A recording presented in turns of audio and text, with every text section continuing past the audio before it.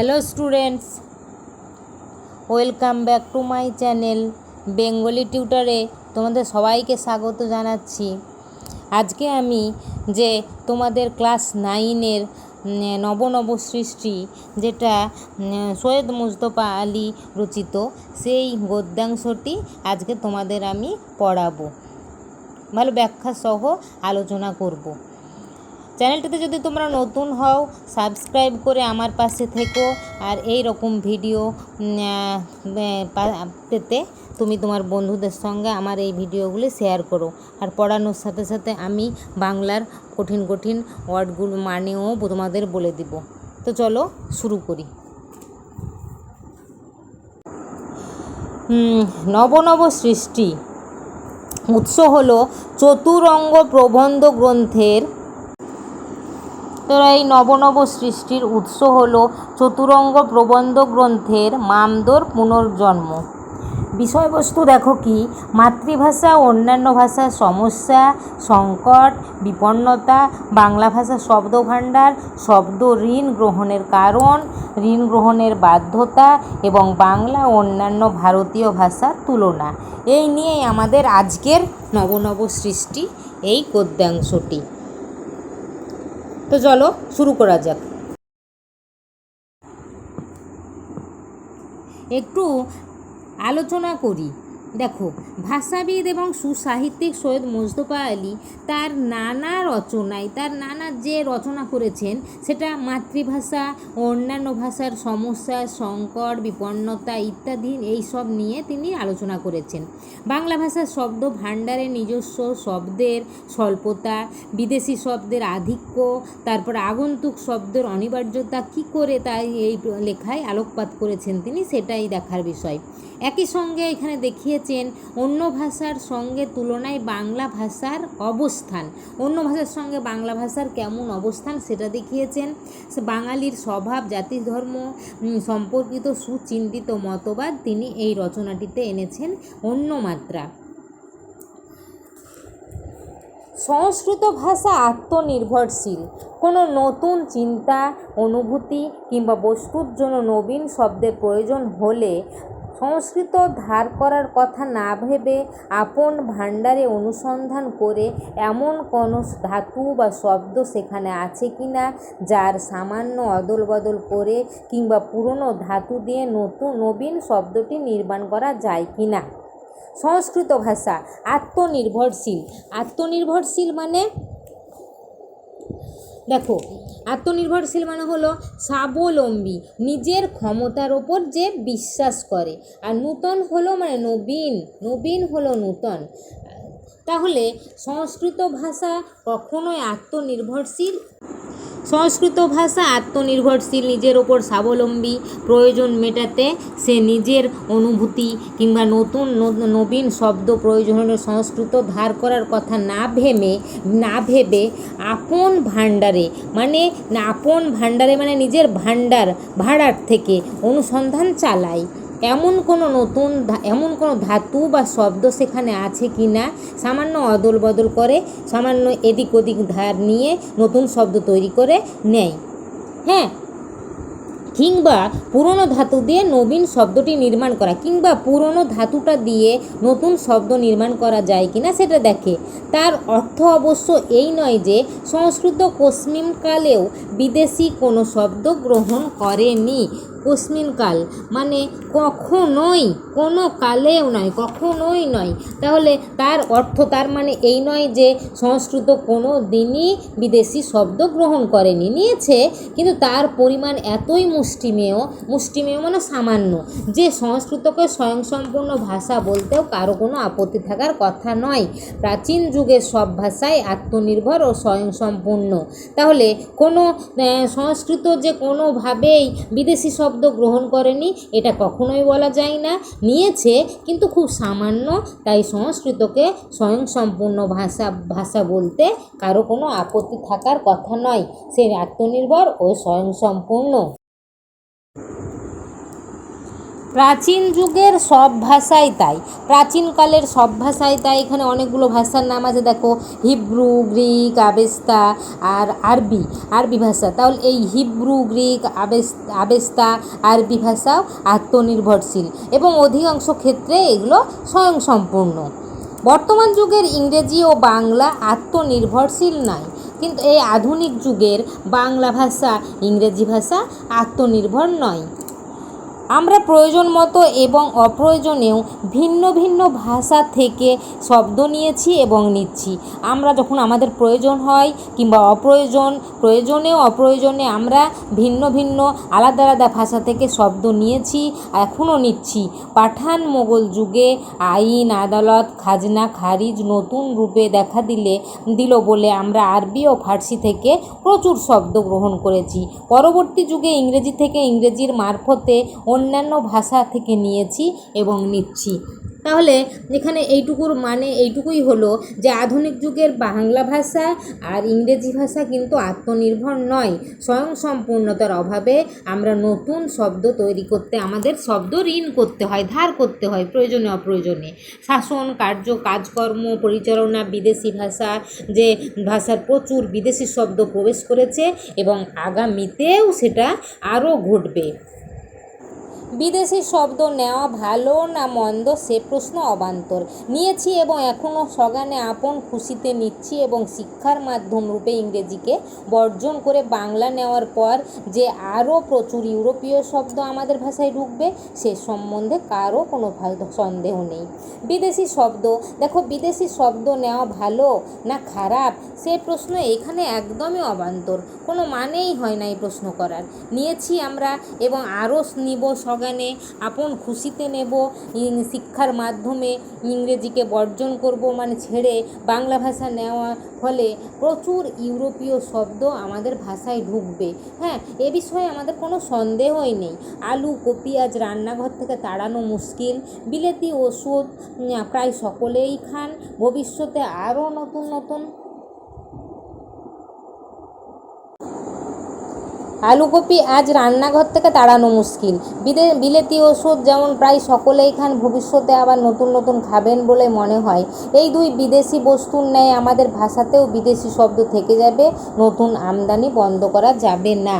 তাহলে এখানে হলো যে এই যে সব কিছু আমাদের প্রচুর পরিমাণে আমাদের ব্যবহার করতে হয়।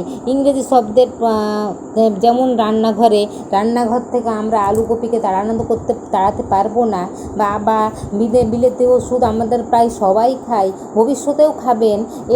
এই জন্য যে দুই বিদেশি বস্তুর মতো আমাদের এই নতুন এই আদান প্রদান কখনোই আমদানি বন্ধ করা যাবে না।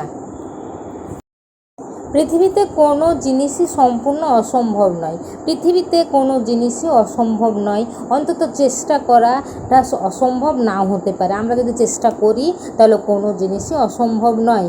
হিন্দি উপস্থিত সেই চেষ্টাটা করেছেন। বহু সাহিত্যিক উঠে পড়ে লেগেছেন হিন্দি থেকে আরবি, ফার্সি এবং ইংরেজি শব্দ তাড়িয়ে দেওয়ার জন্য। তাহলে এখানে দেখো বহু সাহিত্যিক উঠে পড়ে লেগেছেন যে হিন্দি থেকে আরবি, ফার্সি, ইংরেজি শব্দ তাড়িয়ে দেওয়ার জন্য। চেষ্টাটার ফল আমি হয়তো দেখে যেতে পারবো না, আমার তরুণ পাঠকেরা নিশ্চয় দেখে যাবেন।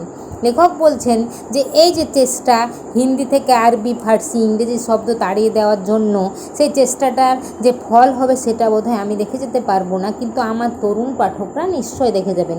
ফল যদি ভালো হয় তখন তারা না হয় চেষ্টা করে দেখবেন, যদি এর ফল ভালো হয় তাহলে সেই চেষ্টাটা তারা করে দেখবেন। বলা বাহুল্য রবীন্দ্রনাথ স্বচ্ছন্দে লিখেছেন আব্রু দিয়ে, ইজ্জত দিয়ে, ইমান দিয়ে, বুকের রক্ত দিয়ে। তাহলে এখানে রবীন্দ্রনাথ সম্বন্ধে কিছু বলা যায়। রবীন্দ্রনাথের যেমন জন্ম হয়েছিল 1861 খ্রিস্টাব্দে, মৃত্যু 1861 খ্রিস্টাব্দে 7ই মে, বাংলা 1268 বঙ্গাব্দে 25শে বৈশাখ। তাহলে এই যে রবীন্দ্রনাথের ঠাকুর পরিবারের জন্ম, কবিতা রচনার পাশাপাশি তিনি অনেক ছোট গল্প রচনা, নাটক, উপন্যাস, গান এগুলো লিখেছিলেন। রবীন্দ্রনাথের হাতে এই বাংলা ছোট গল্পের যথার্থ রূপ প্রকাশ পায়। ঠাকুর বাড়ি থেকে তিনি নিয়মিত পত্রিকায় বালক ও ভারতী পত্রিকায় লিখেছেন। তারপর তিনি তোমরা সবাই জানো 1913 খ্রিস্টাব্দে সং অফারেন্সের জন্য এশিয়ায় তিনি যে নোবেল পুরস্কার পান, যে দুটি স্বাধীন রাষ্ট্র বাংলা ও বাংলাদেশের জাতীয় সঙ্গীত তারই রচনা। তাহলে তার মহাপ্রয়াণ ঘটে 1961 খ্রিস্টাব্দে 7 আগস্ট, বাংলা 1348 বঙ্গাব্দের 22 শ্রাবণ। তাহলে এখানে রবীন্দ্রনাথ বলেছেন, রবীন্দ্রনাথ সম্বন্ধে একটু বললাম। তারপরে রবীন্দ্রনাথ লিখেছেন আব্রু দিয়ে, নিজের আব্রু মানে বিবেক বুদ্ধি, এখানে আব্রু মানে ফার্সি অর্থ আব্রু, আ ব রয়সু আব্রু গ্রেটার দ্যান আ বয়রা ফেলা হুস্যু, স্ত্রী জাতির মর্যাদা, তারপরে সম্ভ্রম।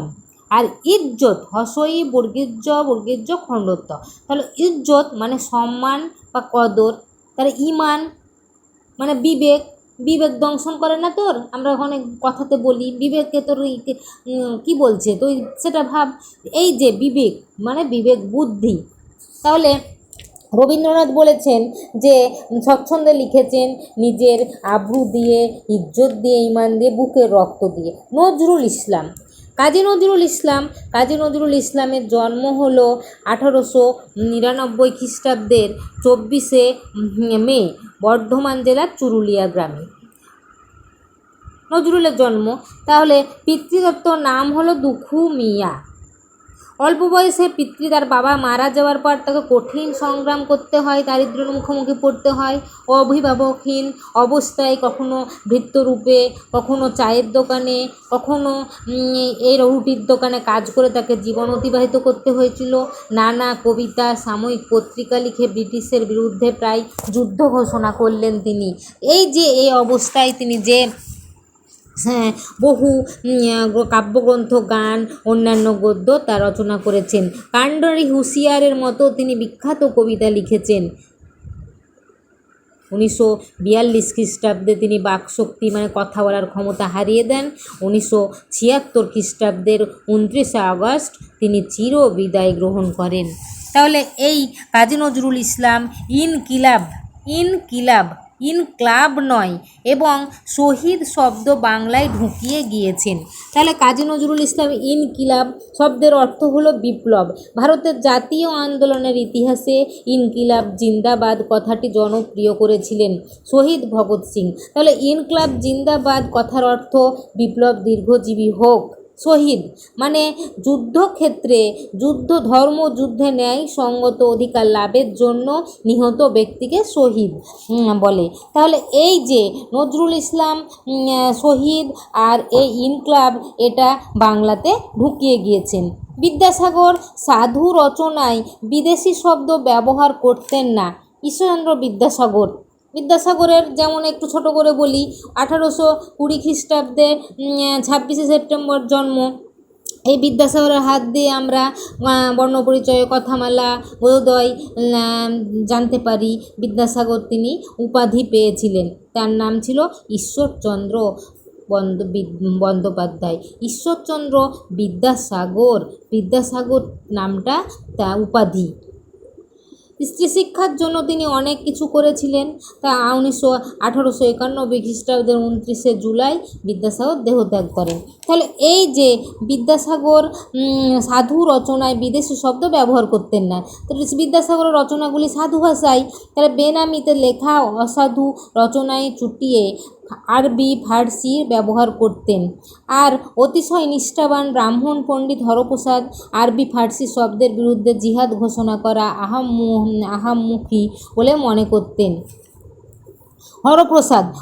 মহামহোপাধ্যায় হরপ্রসাদ শাস্ত্রী, তোমরা যদি বাংলা বই নিয়ে পড়ো পরে হায়ার স্টাডিতে, তাহলে এই হরপ্রসাদের নাম শুনতে পাবে। তাহলে তুমি 11এও আছে তোমাদের। তাহলে দেখো একটু ছোটো করে বলি, 1907 খ্রিস্টাব্দে নেপালের বাংলা ভাষা সাহিত্যের প্রাচীনতম নিদর্শন যে চর্যাপদ, সেটাই তিনি আবিষ্কার করেন।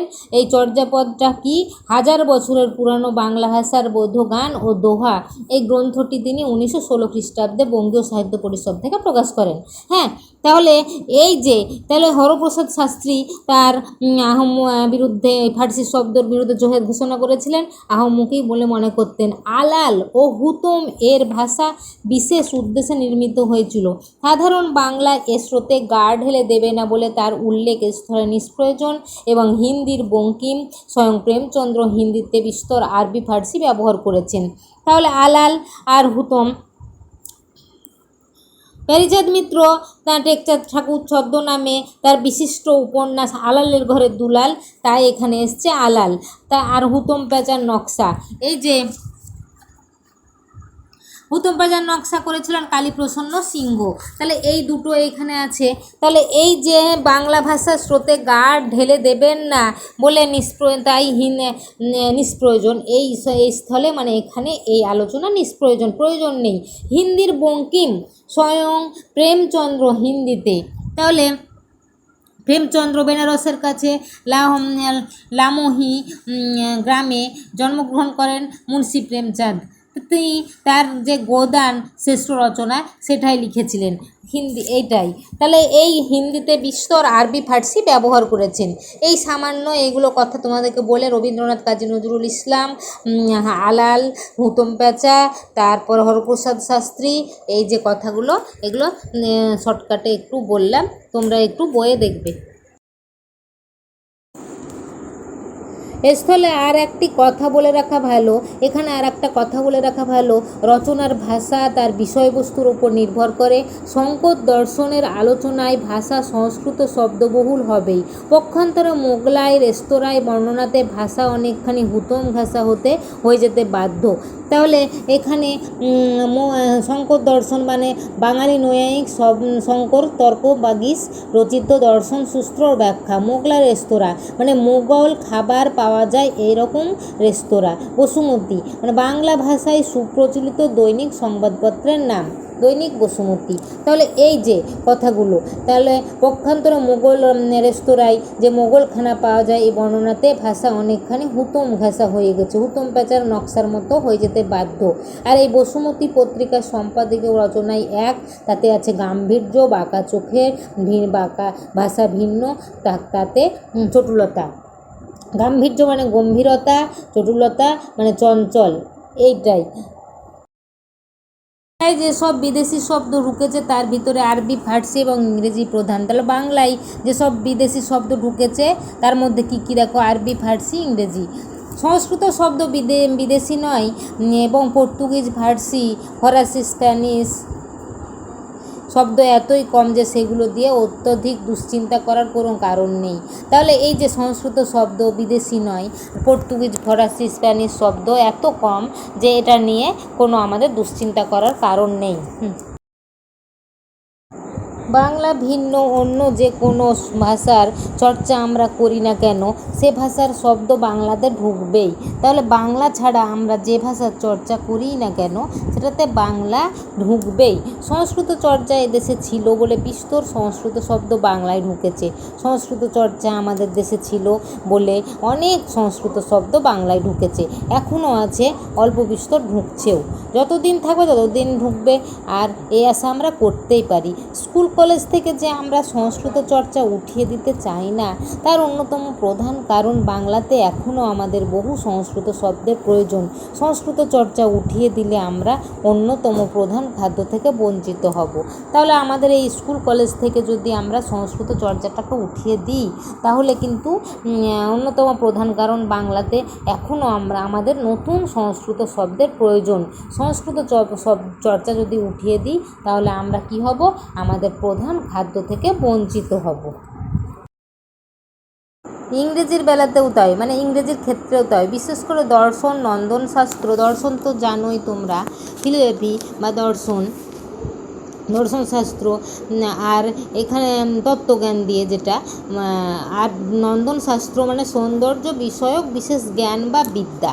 তাহলে এই যে নন্দন শাস্ত্র পদার্থবিদ্যা, রসায়নবিদ্যা, পদার্থবিদ্যা, তারপর ইত্যাদির জ্ঞান এবং ততোধিক প্রয়োজনীয় বিজ্ঞানের শব্দ আমরা চাই। রেলের ইঞ্জিন কি করে চালাতে হয় সে সম্বন্ধে বাংলাতে কোনো বই আছে কি না জানি না, তবে এসব টেকনিক্যাল শব্দের প্রয়োজন যে আরও কত বেশি সে সম্বন্ধে কোনো সুস্পষ্ট ধারণা এখনও আমাদের মনের মধ্যে নেই। সুতরাং ইংরেজি চর্চা বন্ধ করার সময় এখনও আসেনি। টেকনিক্যাল মানে প্রযুক্তিগত। তাহলে তাহলে রেলের ইঞ্জিন, রেল চালাতে হয় কি করে সেটা জানার জন্য কোনো বাংলা বই আছে কি না বলে আমার জানা নাই। সেটা টেকনিক্যাল প্রযুক্তিগত বিদ্যা বই পড়ে আমাদের জানতে হয়। তাহলে আরও কত সুস্পষ্ট ধারণা কেমন হবে আমাদের মনের মধ্যে নেই। সুতরাং ইংরেজি চর্চাও বন্ধ করার এখনও সময় আসেনি। একমাত্র আরবি ফার্সি শব্দের ক্ষেত্রে অনায়াসে বলা যেতে পারে যে এই দুই ভাষা থেকে ব্যাপকভাবে নতুন শব্দ বাংলায় ঢুকতে পারবে না। তাহলে আমরা বলতে পারি যে আরবি আর ফার্সি শব্দের ক্ষেত্রে ব্যাপকভাবে নতুন শব্দ ঢুকবে না। পশ্চিম বাংলাতে আরবি ফার্সি চর্চা যাব করছে। পূর্ব বাংলায় এইসব ভাষার প্রতি তরুণ সম্প্রদায়ের কৌতূহল অতিশয় ক্ষীণ বলে তার আয়ু দীর্ঘ হবে বলে মনে হয় না। এবং শেষ কথা, আরব ইরানে অদূর ভবিষ্যতে যে হঠাৎ কোনো অভূতপূর্ব জ্ঞান বিজ্ঞানের চর্চা আরম্ভ হয়ে বাংলাকে প্রভাবিত করবে তার সম্ভাবনাও নেই। তাহলে পশ্চিম বাংলাতে আরবি ফার্সি চর্চা যাব করছে, মানে বেশি দিন থাকবে বলে মনে হয় না। পূর্ব বাংলায় এইসব ভাষার প্রতি তরুণ সম্প্রদায়ের আকর্ষণও কমে যাচ্ছে, তাহলে তার আয়ু দীর্ঘ হবে বলে মনে করা হয় না। আবার যে আরব ইরানে অদূর ভবিষ্যতে কি হবে, জ্ঞানবিজ্ঞানের চর্চা আরম্ভ হয়ে বাংলাকে প্রভাবিত করবে সে সম্ভাবনাও নেই। কিন্তু যেসব আরবি ফার্সি শব্দ বাংলাতে ঢুকে গিয়েছে তার অনেকগুলো যে আমাদের ভাষাতে আরও বহুকাল ধরে চালু থাকবে সে বিষয়ে কোনো সন্দেহ নেই। এবং দ্বিতীয়ত, কোনো লেখক নতুন বিদেশি শব্দের সন্ধান বর্জন করে পুরনো বাংলার চণ্ডী থেকে আরম্ভ করে হুতুম পর্যন্ত অপ্রচলিত আরবি ফার্সি শব্দ তুলে নিয়ে সেগুলো কাজে লাগাবার চেষ্টা করছেন। কিছুদিন পূর্বেও এই এক্সপেরিমেন্ট করা অতিশয় কঠিন ছিল, কিন্তু অধুনা বিশ্ববিদ্যালয়ের জনকল্যাণে অনেক ছাত্রছাত্রীকে বাধ্য হয়ে পুরনো বাংলা পড়তে হয়। তারা এই সব শব্দের অনেকগুলো অনায়াসে বুঝতে পারবে বলে অপ্রচলিত অনেক আরবি ফার্সি শব্দ নতুন মেয়াদ পাবে। দেখো, এখানে আরবি ফার্সি চর্চা আমাদের দুই বাংলাতেই কমে এসছে বলে দুই ভাষা থেকে নতুন শব্দ বাংলা ভাষায় আর থাকবে না তেমনভাবে, কিন্তু প্রাচীনকাল থেকে ব্যবহৃত শব্দগুলির প্রচলন থেকেই যাবে। বর্তমানে বিশ্ববিদ্যালয়গুলি প্রাচীন সাহিত্যগুলি বাধ্যতামূলক পাঠ্যতালিকায় আরবি ফার্সি আনায় আরবি ফার্সি ভাষার নতুন মেয়াদ বৃদ্ধি পাবে। এই পরিস্থিতির সামনে জীবনমৃত এমন শব্দের একটা নতুন খতের নিলে ভালো হয়।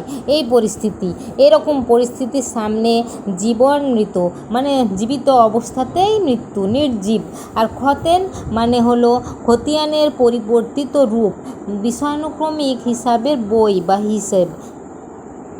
তাহলে এই পরিস্থিতিতে মৃত্যুর মতো জীবন, এইরকম অবস্থায় শব্দের নতুন একটা যদি হিসেবপত্রের বই থাকে তাহলে ভালো হয়। ভারতীয় মক্তব মাদ্রাসা। মক্তব মানে কি? মক্তব হলো ইসলামী রীতির প্রাথমিক বিদ্যালয় বা পাঠশালা। আর মাদ্রাসা হলো উচ্চতর মুসলমান বিদ্যালয়। তাহলে এই ভারতীয় মক্তব মাদ্রাসায় প্রচুর পরিমাণে আরবি ভাষা পড়ানো হয়েছিল। তবু কার্যত দেখা গেল ভারতীয় আর্যগণ ইরানি আর্য সাহিত্য অর্থাৎ ফার্সির সৌন্দর্যে অভিভূত হলেন বেশি। উর্দু সাহিত্যের মূল সুর তাই ফার্সির সঙ্গে বাঁধা, আরবির সঙ্গে নয়। হিন্দি গদ্যের ওপরও বাইরের যে প্রভাব পড়ছে সেটা ফার্সি, আরবি নয়। নয়। তাহলে দেখা গেল কার্যত যে মক্তব মাদ্রাসায় যে প্রচুর পরিমাণে আরবি পড়ানো হয়েছিল, কিন্তু কার্যত দেখা গেল যে ভারতীয় আর্যগণ ইরানিরা আর্য সাহিত্য বা ফার্সির সৌন্দর্যে ফার্সিতে বেশি অভিভূত হয়েছিলেন। উর্দু সাহিত্যের মূল সুর তাই ফার্সির সঙ্গে বাঁধা, আরবির সঙ্গে নয়। আবার হিন্দি গদ্যের ওপরও বাইরের যে প্রভাব পড়েছে সেটাও ফার্সি, আরবি নয়। একদা ইরানে যেরকম আর্য ইরানি ভাষা ও সেমিতি আরবি ভাষার সংঘর্ষে নবীন ফার্সি জন্মগ্রহণ করেছিল, ভারতবর্ষে সেই সংঘর্ষের ফলে সিন্ধি, উর্দু ও কাশ্মীরি সাহিত্যের সৃষ্টি হয়। তাহলে এক সময় ইরানে যেরকম আর্য ইরানি ভাষা ও সেমিতি আরবির ভাষার সংঘর্ষে নতুন ফার্সি শব্দ জন্ম হয়েছিল। হ্যাঁ, নতুন ফার্সি জন্মগ্রহণ করেছিল ভারতবর্ষে। সেই সংঘর্ষের ফলেই সিন্ধি মানে একটা ভাষা দেখো, উর্দু আর কাশ্মীরি সাহিত্যের সৃষ্টি হয়। কিন্তু আরবির এই সংঘর্ষ ফার্সির মাধ্যমে ঘটেছিল বলে কিংবা অন্য কোনো কারণেই হোক, ভারতবর্ষীয় এ তিন ভাষা ফার্সির মতো নব সৃষ্টি দিয়ে ঐশ্বর্যশালী সাহিত্য সৃষ্টি করতে পারল না। তাহলে কিন্তু আরবির এই সংঘর্ষের ফলে তাহলে ভারতবর্ষে যে নতুন ফার্সি জন্মগ্রহণ করে এই সংঘর্ষের ফলে ফার্সির মাধ্যমে ঘটেছিল বলে কোনো কারণেই হোক, আর ভারতবাসীরা তিন ভাষা ফার্সির মতো নব সৃষ্টিতে ঐশ্বর্যশালী সাহিত্য সৃষ্টি করতে পারল না। উর্দুতে কবি ইকবালি এ তত্ত্ব সম্যক হৃদয়ঙ্গম করেছিলেন ও নতুন সৃষ্টির চেষ্টা করে উর্দুকে ফার্সির অনুকরণ থেকে কিঞ্চিত নিষ্কৃতি দিতে সক্ষম হয়েছিলেন। তাহলে একমাত্র শুধু কবি ইকবালি তত্ত্ব সম্যক হৃদয়ঙ্গম করেছিলেন, আর তিনি উর্দুকে ফার্সির অনুকরণ থেকে কিঞ্চিত নিষ্কৃতি দিতে সক্ষম হয়েছিলেন।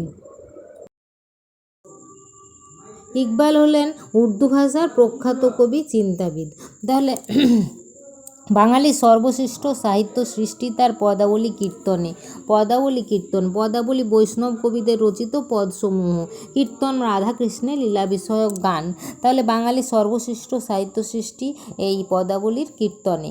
এ সাহিত্যের প্রাণ এবং দেহ উভয়ই খাঁটি বাঙালি। এই যে পদাবলী কীর্তন, শ্রীকৃষ্ণের রাধাকৃষ্ণের লীলা বিষয়ক গান, এগুলি সবই বাঙালির দেহ, উভয়ই প্রাণ দেহ থেকে এসছে। এই সাহিত্যে শুধু যে মহাভারতের শ্রীকৃষ্ণ বাংলায় খাঁটি কানুরূপ ধারণ করেছেন তা নয়, এই সাহিত্যে এই পদাবলী সাহিত্যে যে শুধু মহাভারতের যে শ্রীকৃষ্ণ চরিত্র সেটা খাঁটি কানুরূপ, কানাই রূপে ধারণ করেছেন শ্রীকৃষ্ণের আরেক নাম। তাহলে তাই শ্রীরাধাও যে একেবারে খাঁটি বাঙালি মেয়ে সে বিষয়ে কোনো সন্দেহ নাই। তাহলে এই সাহিত্যতে, এই পদাবলী সাহিত্যতে শ্রীকৃষ্ণ কানাই রূপে আর শ্রীমতী রাধাও যে খাঁটি বাঙালি মেয়ে সে বিষয়ে কোনো সন্দেহ নেই। ভাটিয়ালির নায়িকা, বাবুলের ভক্ত, মুর্শিদিয়ার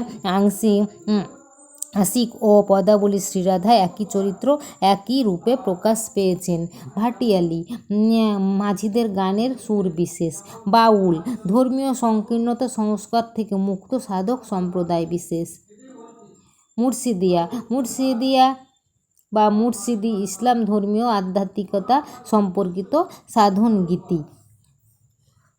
তাহলে এই যে না ভাটিয়ালি নায়িকা আর না বা বাউলের ভক্ত বা মুর্শিদিয়ার আশিক, সব পদাবলী শ্রীরাধা সবই একই রূপে প্রকাশ করেছেন, একই চরিত্র একই রূপে প্রকাশ পেয়েছেন। বাঙালির চরিত্রে বিদ্রোহ বিদ্যমান। বিদ্রোহ মানে